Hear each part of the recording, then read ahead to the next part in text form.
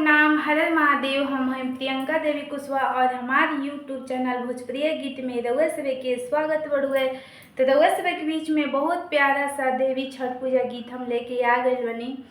रउआ सभे गीत के पूरा जरूर सुनम जा। वीडियो के लाइक से जरूर करब जा। अभी तक ले चैनल के सब्सक्राइब नहीं कीजा कर ले तो चैनल का भी सब्सक्राइब जरूर कर ले जा। और कमेंट बॉक्स में लिख के भेजम जा हमारे गीत रउआ सभे के कैसन लागल है, गीत के कहाँ से सुनतानी जा। तो चलिए जा रउआ सभे के प्यारा देवी छठ भजन गीत सुनावतानी। भोरे भोरे बोलेली चिराइया, आवताड़ी छठी माई हमार, आवताड़ी छठी माई हमार। भोरे भोरे बोलेली चिराइया, आवताड़ी छठी माई हमार, आवताड़ी छठी माई हमार। लिपावती वही घरवा आंगनवा, फूलवे सजाई द दुआर, फूलवे सजाई द दुआर। गलिया में कलिया बिछाई द, जहाँ जहाँ रखिए छठी माई पाँव, जहाँ जहाँ रखिए छठी माई पाँव।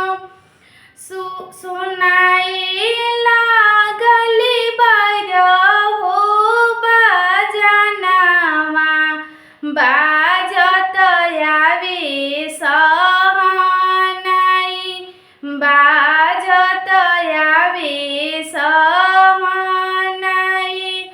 लागी नगर सुहावन, डोली चढ़ी अइली छठी माई, डोली चढ़ी अइली छठी माई। के कारा के दिहली छठी माई ललनावा, के कारा के दिहली नयन, के कारा के दिहली नयन। के कारा के दिहली मांगे भर सिंदूरवा, के कारा के दिहली अनधन, के कारा के दिहली अनधन। बांझिन के देली छठी माई ललनावा, अन्हारा के दिहली नयन, अन्हारा के दिहली नयन। सोहागिन के दिहली मांगे भर सिंदूरवा, सेनुरा निराधन के दिहली अनधन, निराधन के दिहली अनधन। गुंजे लागल जय जय जय करिया, छठी माई के महिमा तोहार, छठी मैया महिमा तोहार। सब किया सपुरइलू, देई के अपन आशीर्वाद, देई के अपन आशीर्वाद।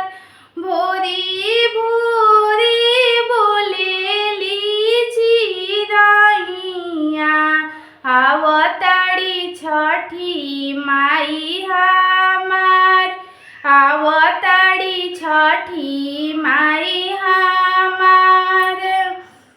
लिपाई दतिवाई घरवा आंगनवा, फूलवे फूलावे सजाई द दुआर, फूलावे सजाई द